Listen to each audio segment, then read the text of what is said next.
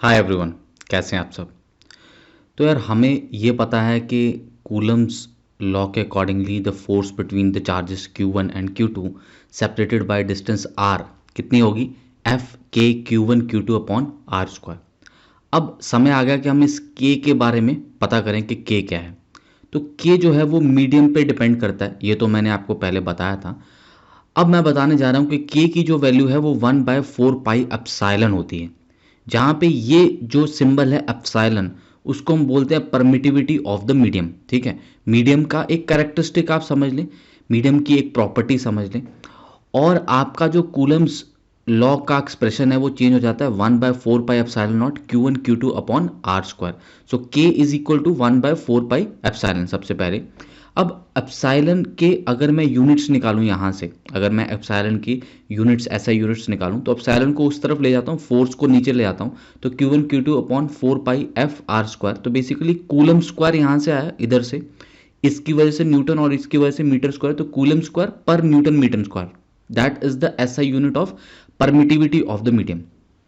तो बेसिकली जो फोर्स है वो हमारी डायरेक्टली प्रोपोर्शनल होगी इस के, और ये जो के है वो इन्वर्सली प्रोपोर्शनल है परमिटिविटी के।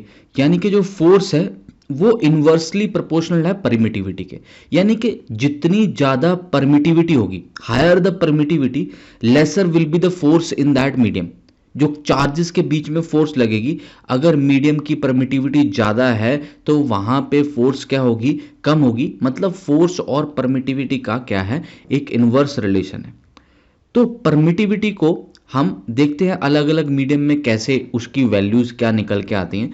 तो वैक्यूम में हो या फ्री स्पेस में हो, ठीक है, और अपने पर्पस के लिए एयर भी, हम वैक्यूम फ्री स्पेस इन तीनों की वैल्यू हम सेम ही मान लेते हैं ना। वैसे तो एयर की हल्की सी वैल्यू डिफरेंट होती है, बट वैक्यूम फ्री स्पेस और एयर हमारे पर्पसेस के लिए हम इसको बोलते हैं एप्सिलॉन नॉट। ठीक है, क्या बोलते हैं, एप्सिलॉन नॉट।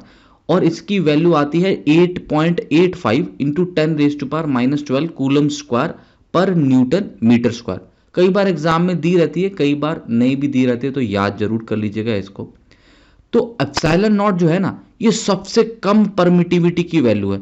इसके बाद आप किसी भी मीडियम में, पानी में, ग्लास में, कहीं पे भी आप चेक करेंगे ना, जो भी मीडियम हो आपका, वहां पे परमिटिविटी की जो वैल्यू आएगी वो इससे ज़्यादा ही आएगी। देखिए, ये वाटर की परमिटिविटी की वैल्यू है जो कि इससे ज़्यादा है, और ग्लास की परमिटिविटी की वैल्यू है जो भी फिर से इससे ज़्यादा है। तो एयर में कह लीजिए या फ्री स्पेस में या वैक्यूम में जो परमिटिविटी की वैल्यू है ना, वो सबसे कम होती है, सबसे कम। अब अगर परमिटिविटी की वैल्यू सबसे कम है तो इसका मतलब फोर्स सबसे ज़्यादा होगी।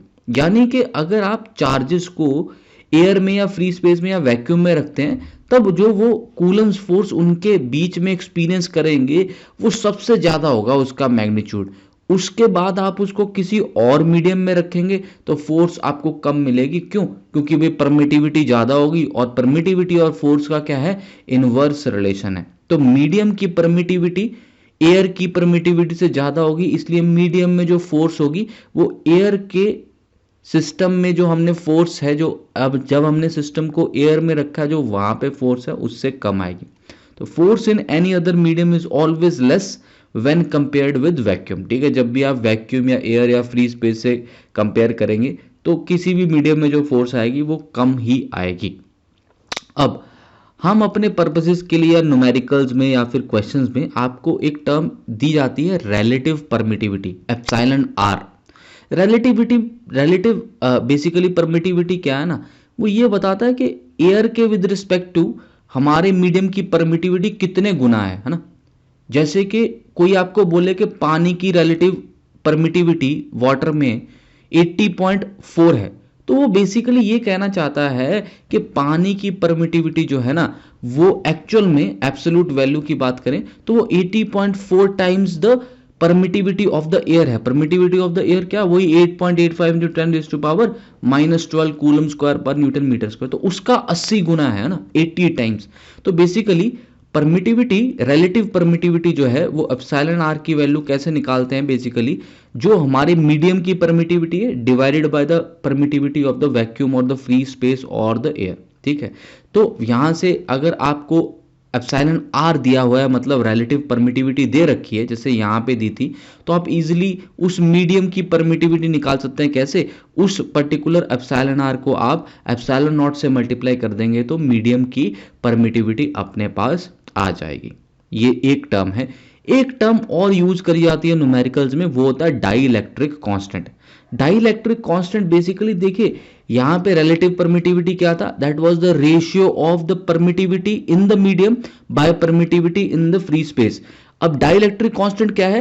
Ratio of the force experienced in the free space by force experienced in the medium. इसमें फोर्स इन एयर ऊपर है और फोर्स इन मीडियम क्या है? नीचे है। बेसिकली फोर्स इन मीडियम हमेशा कम आएगी as compare to force in air, therefore K की वैल्यू जो होगी वो ज्यादा आएगी, हमेशा ग्रेटर देन 1 आएगी ना, क्योंकि ऊपर वाली क्वांटिटी ज्यादा होगी, नीचे वाली क्वांटिटी कम होगी।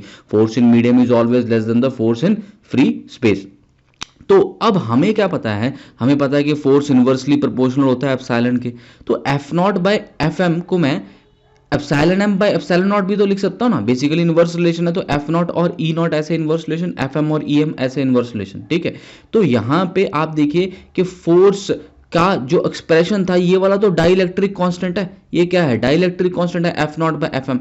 तो basically F naught by F M epsilon M by epsilon naught के बराबर होगा। और ये क्या है? ये तो एप्सिलॉन आर होता है। तो यानी कि देखा जाए तो न्यूमेरिकली और वैसे देखा जाए तो डाइइलेक्ट्रिक कांस्टेंट जो है ना, वो बेसिकली आप ऐसा भी कह सकते हो कि रिलेटिव परमिटिविटी का दूसरा नाम ही एक तरह से। हालांकि डाइइलेक्ट्रिक कांस्टेंट फोर्स की रेशियोज है, बट जो हमारा बेसिकली एप्सिलॉन आर है that is relative permittivity, that is the ratio of the permittivities of the medium as and the permittivity in the air.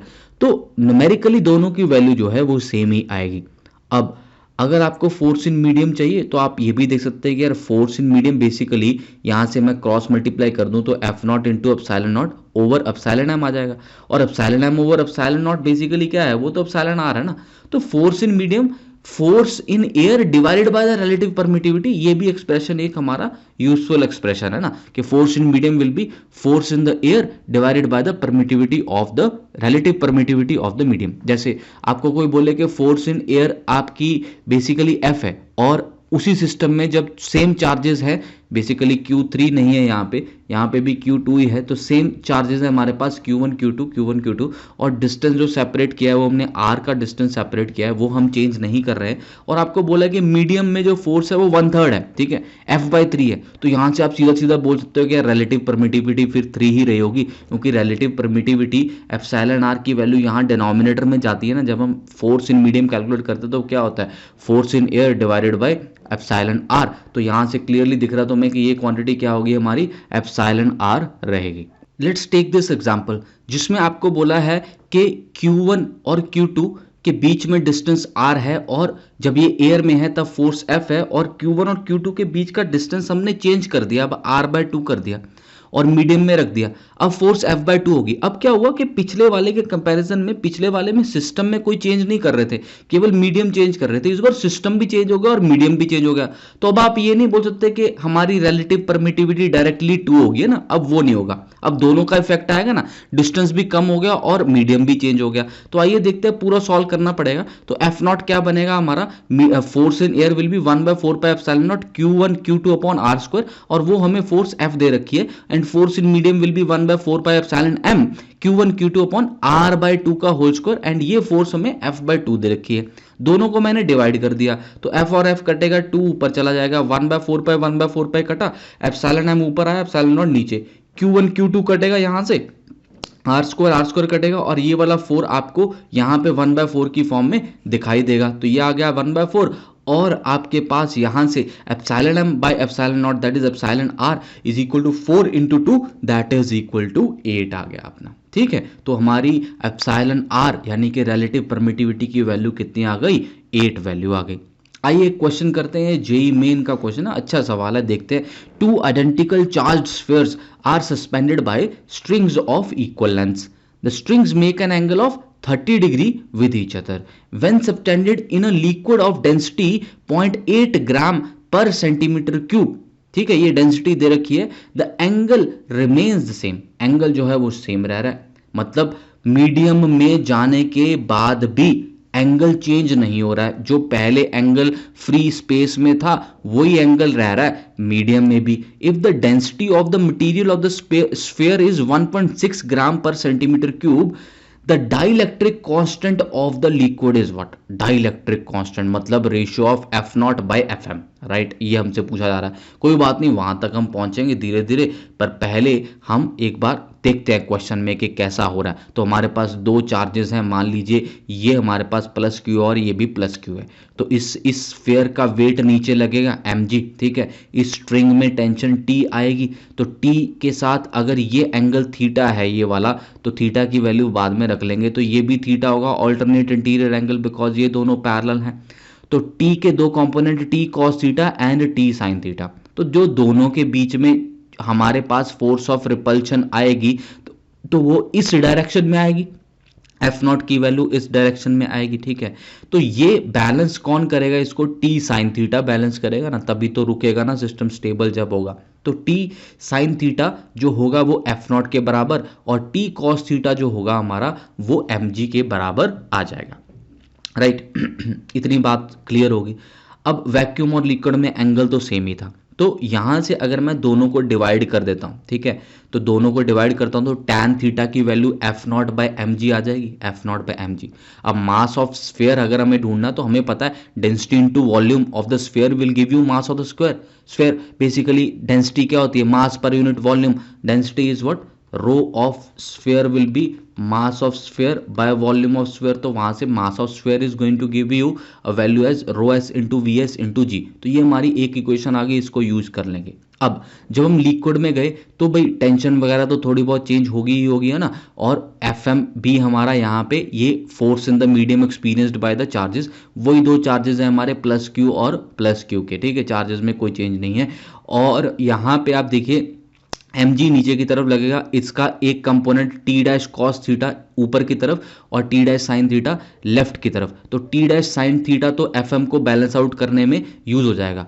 अब इसमें एक एडिशनल फोर्स आ जाएगी, कौन सी? Force of buoyancy. Force of buoyancy कहां से निकलेगी? Force of buoyancy basically density of the liquid, density of the liquid into volume of the liquid displaced, right. Volume of the liquid displaced. अब volume of the liquid displaced कितना होगा? जितना sphere का volume है।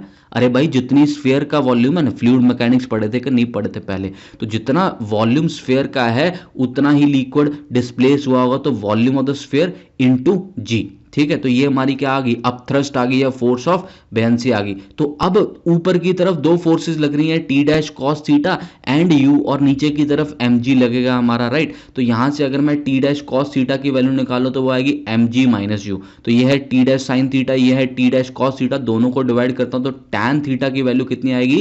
F M upon M G minus U. यहाँ पे U की value क्या रख दी हमने? Rho L V S G रख दी, और एम जी की वैल्यू वही जैसे पीछे रखी थी, rho S V S G, ठीक है। रो एस क्या है? Density of the sphere, V S क्या है? Volume of the square, rho L क्या है? Density of the liquid, V S क्या है? Volume of the sphere, that is equal to the volume of the liquid displaced by that particular sphere, ठीक है।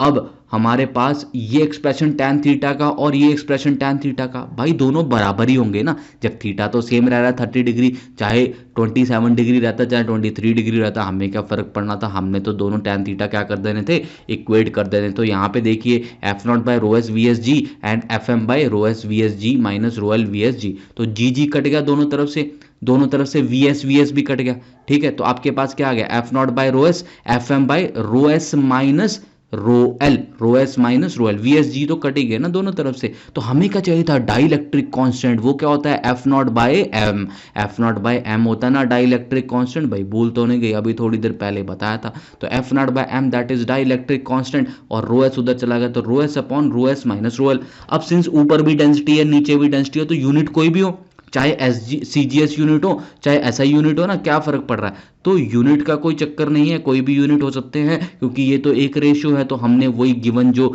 Units थे हमारे ग्राम पर centimetre cube, उसी में वैल्यूज डाल दी 0.8 और 1.6 ये स्वेयर की और 0.8 लिक्विड की। सॉल्व किया तो हमारे पास कितना आंसर आ गया? 2, यानी कि dielectric constant of the medium कितना बोलेंगे हम?